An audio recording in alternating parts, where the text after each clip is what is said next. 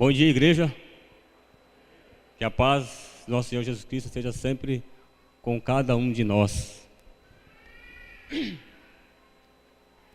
Chegamos, irmãos, a mais um final de ano. Chegamos a mais numa reta final,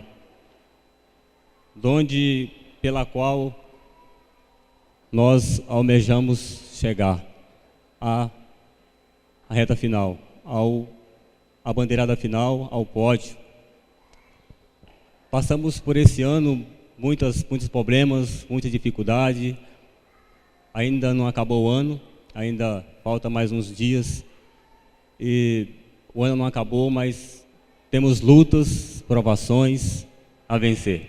Vencemos muitos, ficamos tristes por algumas coisas que aconteceu, ficamos alegres e felizes por outras que têm acontecido. Mas a graça de Deus sempre nos alcança, o amor de Deus sempre nos sustém. É isso que nos faz vibrar o nosso coração, nos faz sentir alegres por ter um Deus que nos ama, um Deus que nos cuida. Essa é a nossa alegria de servir a esse Deus tão maravilhoso que nós cremos. E hoje vamos falar um pouquinho mais sobre a volta de Jesus. Alguns podem pensar assim, mas de novo, esse tema já está tão corriqueiro.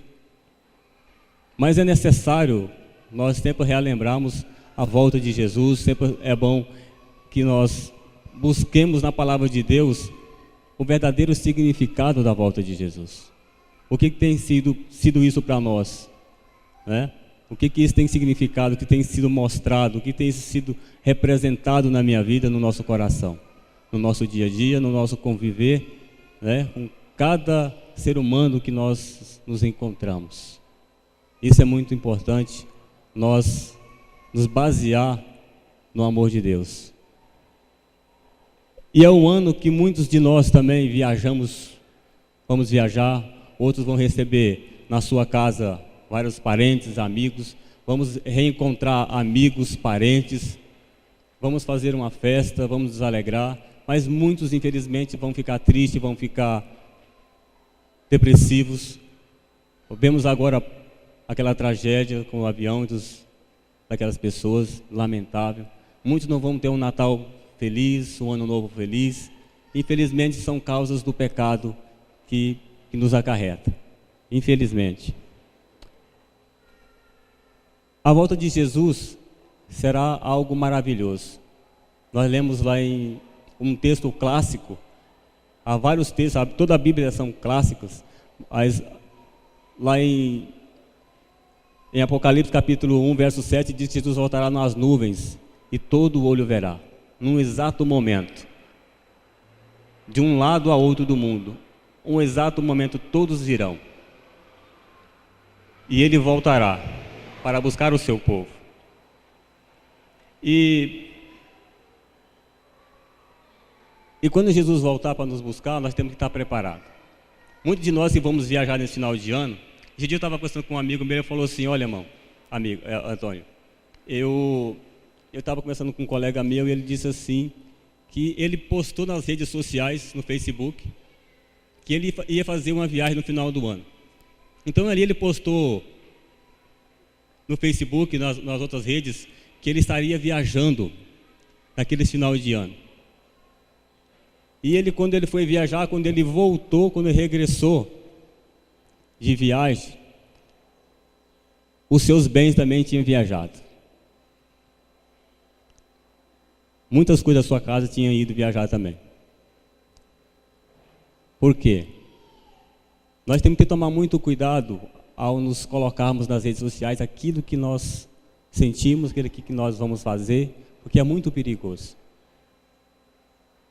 Ao nós sairmos das nossas casas, nós temos que deixar pessoas cuidando, mesmo que temos que pagar alguém para cuidar, mesmo que deixamos uma luz acesa, algum vizinho, de vez em quando, está indo lá.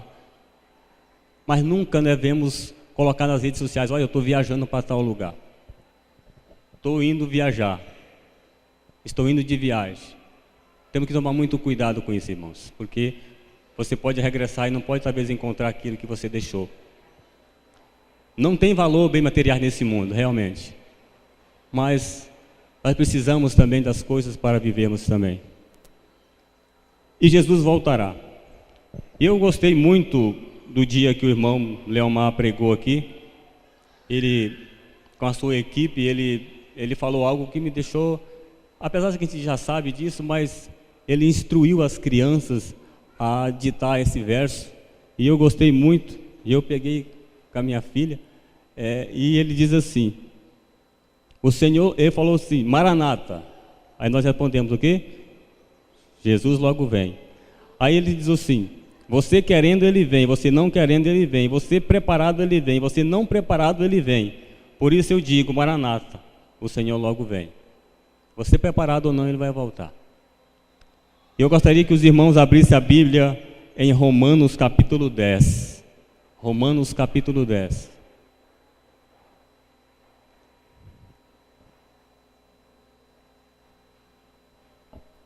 Romanos 10, do versos 13 ao 16. Amém, misericórdia? Amém. A minha Bíblia é a linguagem nova de hoje. Talvez está um pouco traduzida, um pouco diferente da de vocês. A minha Bíblia diz assim, Romanos 10, 13. Como dizem as Escrituras Sagradas, todos os que disserem, todos que pedirem a ajuda do Senhor, esse será salvo. Todos que pedirem a ajuda do Senhor, esse será salvo. Aí diz, o verso 14, como é que as pessoas irão pedir se não crer nele? Como podem crer, como poderão crer se não ouvir a mensagem? E como poderão ouvir a mensagem se não for anunciada? E como é que a mensagem será anunciada se não forem enviados mensageiros? As Escrituras Sagradas dizem, como é bonito ver os mensageiros trazendo boas notícias, mas nem todos aceitam a boa notícia do Evangelho. Foi Isaías que disse, Senhor, quem creu na nossa mensagem? Nós somos o povo de Deus, escolhido para pregar o Evangelho. Somos o povo de Deus. Quando lemos ali Atos capítulo 8, nós vemos ali a história do eunuco que foi para Jerusalém adorar o Senhor. E ele vai para Jerusalém e na volta da sua viagem, ele vem lendo o livro do profeta Isaías. E ele, ao ler esse livro, ele vem lendo e não entende o que está lendo. Então o Espírito de Deus leva Elias até o eunuco para explicar para ele o que ele estava lendo. Então Elias chega ao lado da carruagem do eunuco e diz assim, e pergunta, tu sabes o que está lendo? Entende o que está lendo? O eunuco diz, como eu vou entender se não tem ninguém que me explica? Então Elias sobe na carruagem e explica ao eunuco o que estava acontecendo, o que ele estava lendo, o significado daquela leitura. E Elias então apresenta Jesus para Elias. Ele fala de Jesus para Elias. Ele fala do profeta, do Salvador do mundo. E o eunuco então entende a mensagem e diz assim, vou falar com as minhas próprias palavras. Ele então pede para que Elias o batize. Ele diz, então, o que me impede de ser batizado? O que impede de eu ser batizado? E logo à frente, eles encontram bastante água e ali Elias batiza o eunuco. E ele segue a sua viagem e Elias é transladado para outro lugar aonde Deus o levou. Não para o céu ainda, mas para outro lugar.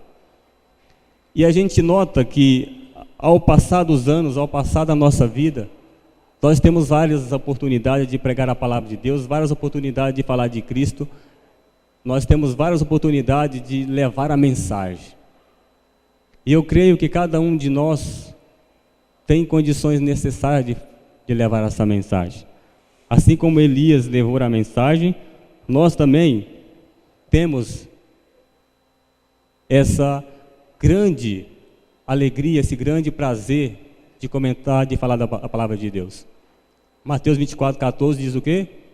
E será pregado o evangelho por todo o mundo, então virá o fim.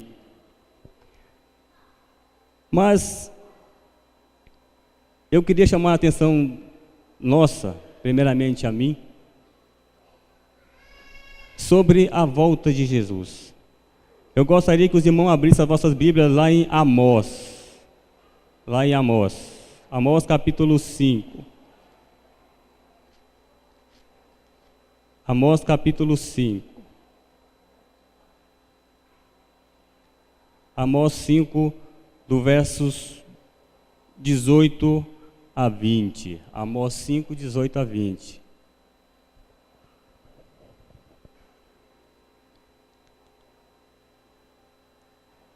Amém? Amós é um dos profetas menores. Amós capítulo 5, verso 18, assim diz na minha Bíblia: Ai dos que querem que venha o dia do Senhor. Por que vocês querem esse dia? Pois será um dia de escuridão e não de luz. Será como o homem que foge de um leão e dá de cara com um urso. Ou como alguém que entra em casa e encosta a mão na parede e é picado por uma cobra. O dia do Senhor não será um dia de luz, pelo contrário, será um dia de trevas e de escuridão. O dia do Senhor não será um dia fácil, não será. Até mesmo para os salvos, não será um dia maravilhoso, um dia bonito.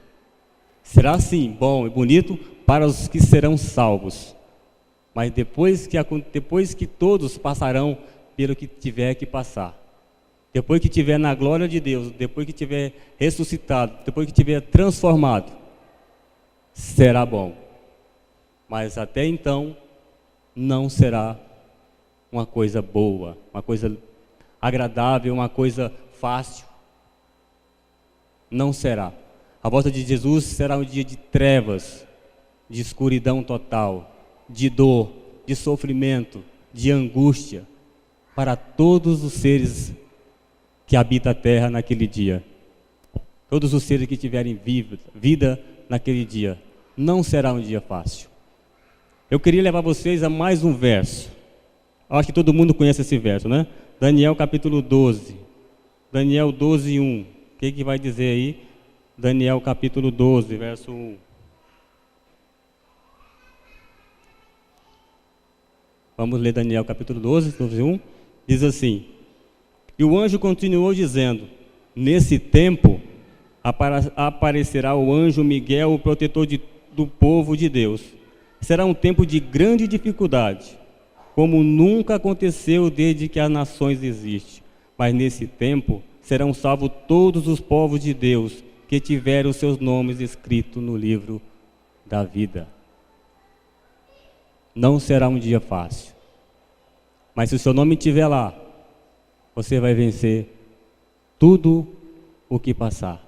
Basta crer e confiar em Deus. Esse tempo de angústia, esse tempo difícil, a gente sabemos que pela palavra de Deus, Deus fala que esse tempo de angústia é a angústia de Jacó. Quando Jacó saiu de casa, depois dele ter tomado a primogenitura do seu irmão, ele sai de casa e seu irmão promete matá-lo. Mas ele não poderia ficar errante pelo mundo afora sem um dia encontrar o seu irmão. E um dia ele encontrou o seu irmão e ele temeu a sua morte. Ele ficou angustiado. O que vai acontecer comigo?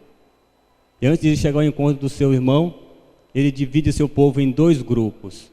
E manda o primeiro grupo na frente, levando presentes, animais e tudo mais, para acalmar o coração do irmão. E o irmão o recebe com grande alegria, com abraços. O irmão já tinha o perdoado. mas ele estava com aquela angústia, com aquele medo, sem saber o que poderia acontecer com ele.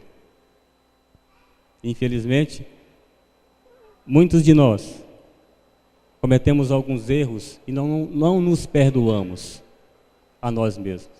Mas nós temos que crer que existe um Salvador que nos ama e que nos perdoa. E quando o seu irmão o encontrou, naquela alegria, a gente viu que houve uma grande festa. E agora, o que fazer mediante a tão sofrimento que a palavra de Deus nos diz? A palavra de Deus, ela fala que o que estamos passando por hoje é como se fosse uma dor de um parto. O que é uma dor de parto? Eu não sei explicar, porque eu nunca senti. Eu acho que homem nenhum vai sentir isso. As mulheres explicarão muito bem isso.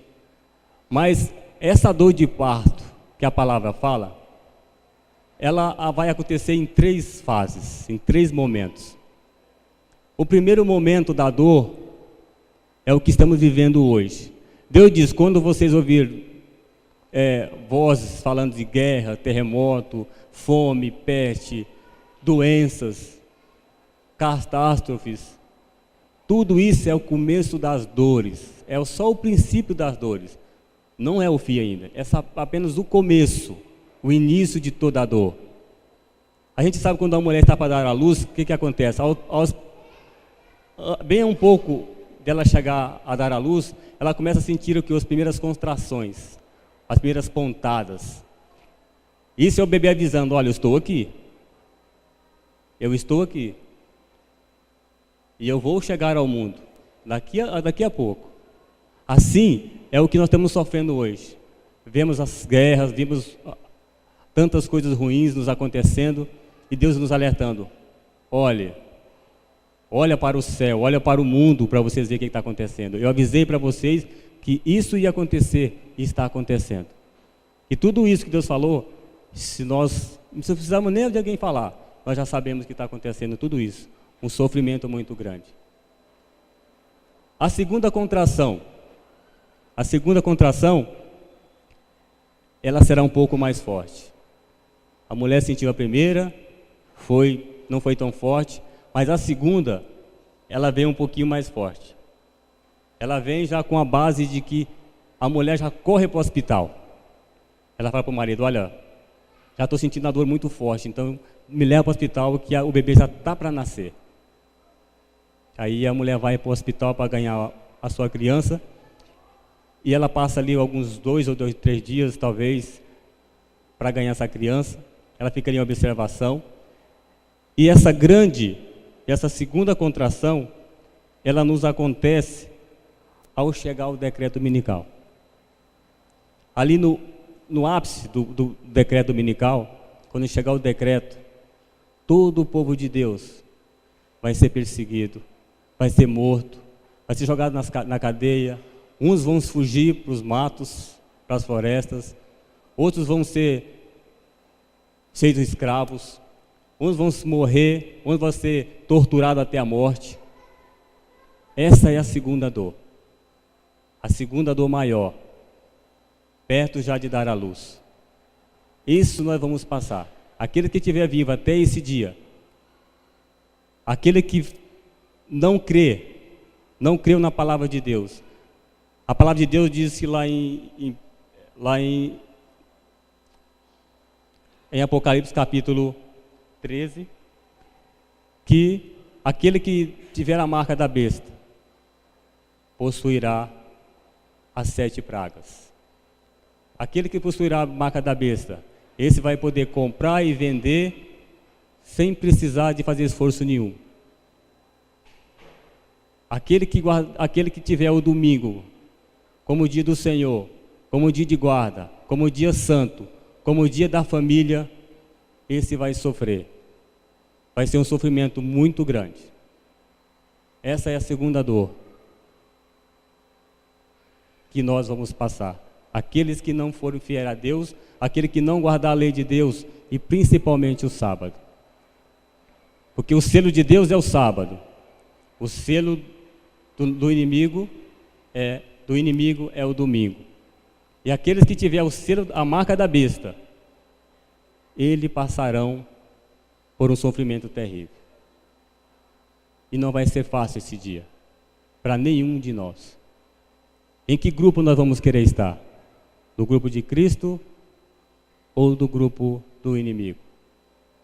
Aí vem depois a última contração,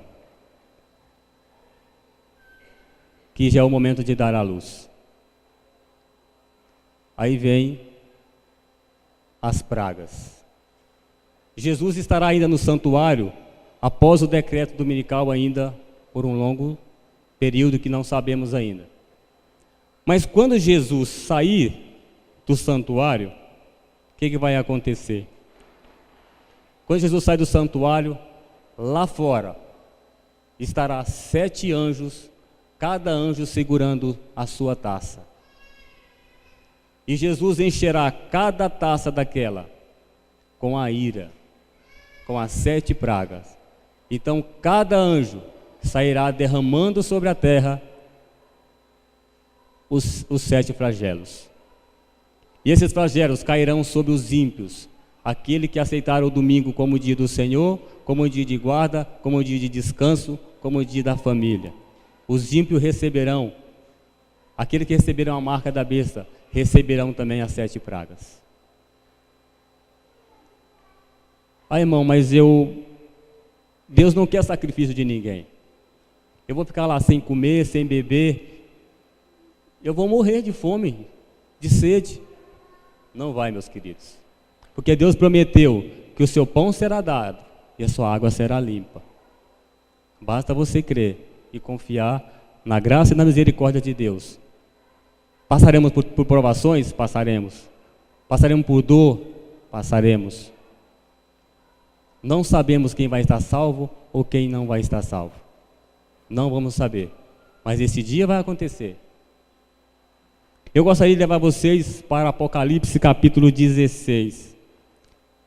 Vamos fazer um breve resumo, não um resumo, mas vamos ler somente os três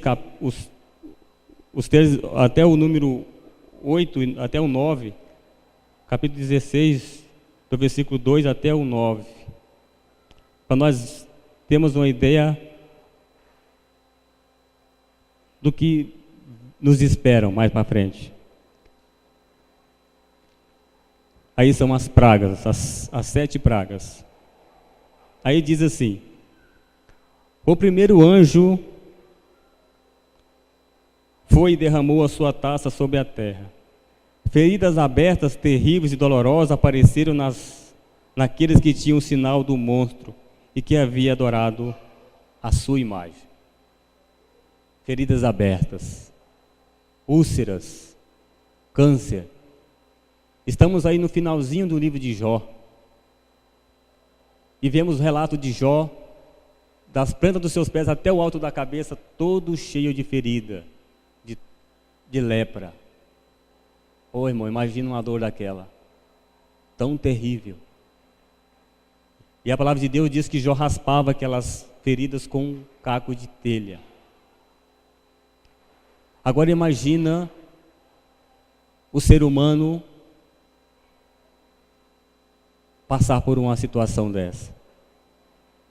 E isso vai acontecer com os ímpios, com aqueles que não aceitaram a verdade de Deus, com aqueles que não aceitaram a palavra de Deus. Infelizmente tem tantas pregações sobre a palavra de Deus, tantas igrejas falando de Jesus, mas a maioria não pregam a verdade. E Deus tem nos alcançado de tal forma que é inexplicável.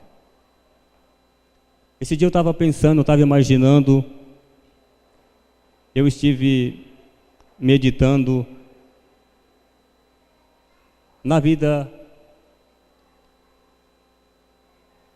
das pessoas. E eu estive imaginando, sim, a vida da irmã Inês. Uma mulher que estava ali a um palmo de ser freira. E Deus o alcançou e buscou e trouxe para o reino do Senhor, para que ela pudesse pregar a verdade. Deus tem me alcançado, Deus tem alcançado cada um de nós para esse serviço, para a pregação do Evangelho. Deus tem nos alcançado a cada dia. O Espírito Santo tem nos incomodado a cada dia para isso. Mas os que receberam essa praga do flagelo, do primeiro flagelo, que serão úlceras, vai ser muito terrível. Eu tive uma experiência lá em casa, vocês sabem muito bem disso, que meu sogro teve câncer e graças a Deus está em casa bem. Foi na perna, depois passou para o pulmão, mas ele, graças a Deus, está bem. O câncer do meu sogro foi bem no alto da perna. Um carocinho pequenininho, que depois foi aumentando, aumentando, e graças a Deus ele foi estourado para fora. E eu acredito que todos aqui conhecem a flor de girassol. E aquele foi aumentando de tal forma que ele abriu para fora. Aquela carne morta. E ficou alto. Ele ia no médico para retirar aquelas carnes mortas. Ele foi algumas vezes aqui para tirar. E há poucos dias antes de ir para Barretos, ele com aquela angústia, com aquela ferida aberta, estourada para fora, ele queria ele mesmo cortar com facão. Ele só não tirou porque a minha sogra, minha esposa, não deixou. Ele estava tão angustiado, ele estava tão mal com aquilo, que ele queria ele mesmo arrancar aquelas coisas. Mas ele foi para o médico e graças a Deus está aí. Agora imagina você, ou eu, há tanto tempo dentro da igreja, e chegar um dia e você se perder. Eu nunca vi um povo clamar a volta de Jesus como nós clamamos. Eu estive 33 anos fora dessa igreja, sem conhecer a verdade. Se eu dizer para você que lá dentro da igreja de onde eu vim, se eu ouvia pelo menos 2 vezes falando assim, Jesus vai voltar, eu não vou querer falar aqui que eu não ouvi para mim não errar. Mas eu não me lembro de ter ouvido alguém falar assim, Jesus está voltando, Jesus vai voltar. Quando eu entrei nessa igreja, a primeira coisa que eu ouvi, Jesus está voltando. Jesus vai voltar. Que maravilha, Jesus vai voltar. Ele está voltando. Essas foram as primeiras palavras que eu ouvi aqui dentro dessa igreja. Agora vamos para o versículo 3. Aí o segundo anjo derramou a sua taça sobre o mar, a água ficou como o sangue de uma pessoa morta, e morreram todos os seres vivos do mar. Então o terceiro anjo derramou a sua taça sobre os rios, nas fontes de água, e eles viram sangue. Eu ouvi o anjo que tinha autoridade sobre as águas, dizendo, Tu és justo nos teus julgamentos, ó Deus Santo, que és e que eras. Os maus derramaram o sangue do povo de Deus e dos profetas, e por isso tu lhes deste sangue para beber. Eles estão recebendo o que merecem. Ouviu o Senhor a voz que tinha do alto céu, a voz dizia, ó Senhor Deus Todo-Poderoso, os teus julgamentos são de fato verdadeiros e justos. Apesar do corpo do ser humano estar todo cheio de feridas, cheio de úlceras, da ponta do pé até a cabeça, o ser humano vai ter sede. Ele vai ter sede, ele vai querer beber água. Imagina você fazer uma caminhada ou você ir em algum lugar, ou você come um doce, e você dá aquela sede gostosa e você toma aquela água friinha, aquele copão d'água friinho. Que delícia, não é? Você tomar aquele copão d'água assim, nossa, que coisa gostosa, você tomar água.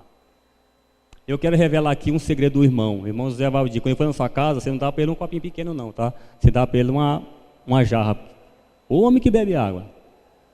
Ele gosta de beber água. Dá bastante água para ele quando for na sua casa. Portanto, irmãos, Essa segunda praga, o ser humano vai passar por ela. Os ímpios. Já imaginou você chegar diante de um córrego, diante da sua torneira, diante do seu pote de água, e você encontrar ali sangue para beber? E no desespero da sede, o povo vai beber esse sangue, porque não tem outra coisa para beber. Mas a sua sede não vai matar. Pelo desespero tomará sangue, mas não vai passar a sua sede. Continuará ainda a sede. Continuará sofrendo por esse flagelo. Agora vamos para o terceiro flagelo. Versículo 8. Depois o quarto anjo derramou sua taça sobre o sol, e ele recebeu licença para queimar as pessoas com fogo. Elas sofreram queimaduras dolorosas causadas por esse fogo, e amaldiçoaram o nome de Deus, que tem autoridade sobre as pragas. Mas não se arrependeram dos seus pecados, nem louvaram a Deus.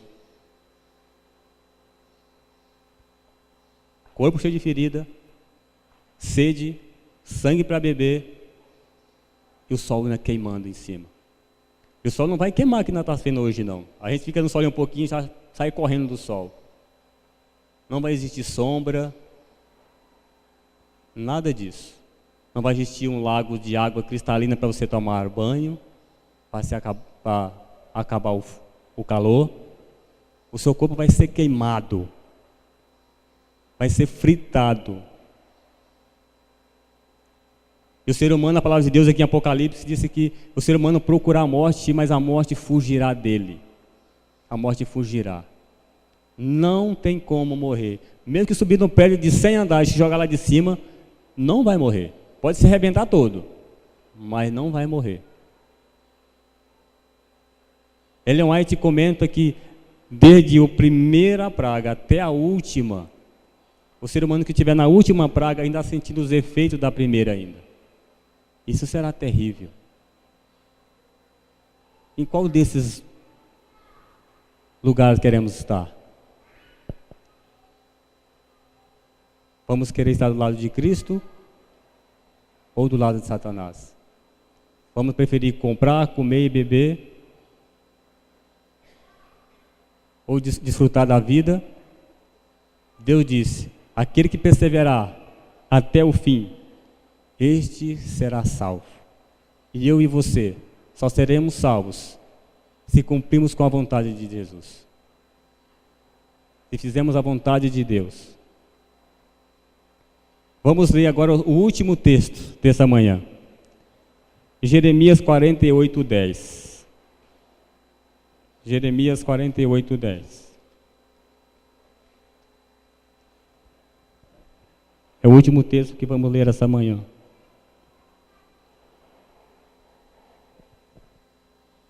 Assim diz o texto: maldito aquele que é relaxado no serviço de Deus. Maldito aquele que guarda a sua espada para não matar. Maldito aquele que é relaxado no serviço de Deus. A mim você foi designado a levar o Evangelho.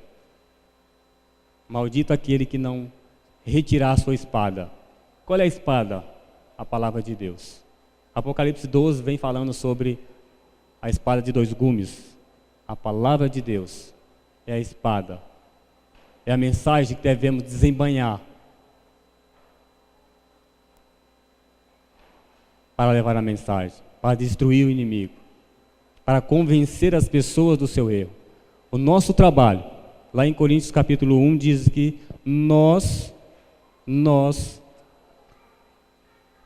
temos a obrigação de pregar o Evangelho. Nós temos a obrigação de convencer as pessoas dos seus erros. Agora, converter o Espírito Santo, convencer é comigo e com vocês. Nós temos que convencer as pessoas dos seus erros, a sair do caminho errado e vir para Cristo. Se elas não querem, não ouvirem, não derem atenção, estamos fazendo a nossa parte. Portanto, irmãos, a vinda do Senhor não será um dia muito bom.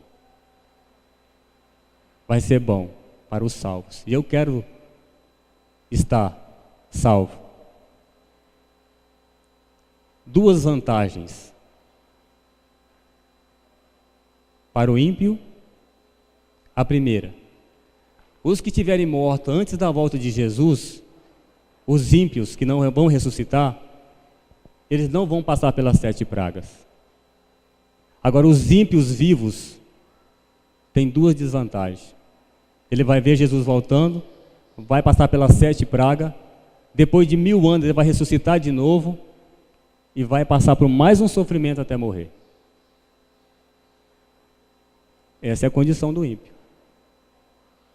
Jesus volta, os que tiveram mortos, ímpios, vão continuar mortos. Depois de 1000 anos, Jesus ressuscita eles e eles vão passar pelo fogo eterno. E os ímpios vivos vão passar pelas 7 pragas, vai sofrer amargamente. E depois de 1000 anos, Jesus ressuscita eles de novo. Eles passam a sofrer de novo. Os vivos salvos terão a graça de Deus. Sofrerá, mas vencerão. E que possamos crer nesse Deus maravilhoso. Que possamos não brincar com a palavra de Deus. Não possamos brincar com a salvação. Não clamamos a volta de Jesus por acaso. Ah, Senhor, está tão difícil, a vida está tão complicada, há tanta dor, tanto sofrimento, tanta matança, tanta guerra, tanta dor, eu já não aguento mais, volta logo.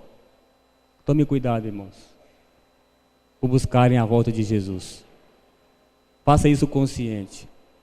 Não é errado você crer que já está salvo. Não é errado você crer que Jesus vai voltar. Mas tenha realmente convicção de que sua fé é realmente aquilo que você vive. Porque não podemos pregar aquilo que não vivemos. É como ser um hipócrita. E o povo de Deus não pode mentir, não pode ser hipócrita. Nós temos que ser aquilo que é. Eu tenho muito defeito, eu tenho muito pecado.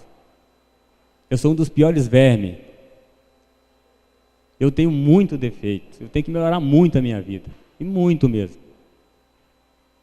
Não sou digno nem de estar aqui em cima. Isso é primeiramente para mim. Para mim. Então que nós possamos crer que Jesus vai voltar, mas que eu tenho que permanecer aos pés de Cristo. Essa é a minha oração e meu desejo nessa manhã, e que Deus nos dê uma boa semana na sua santa companhia, e que possamos realmente levar a mensagem de Cristo ao mundo. Amém?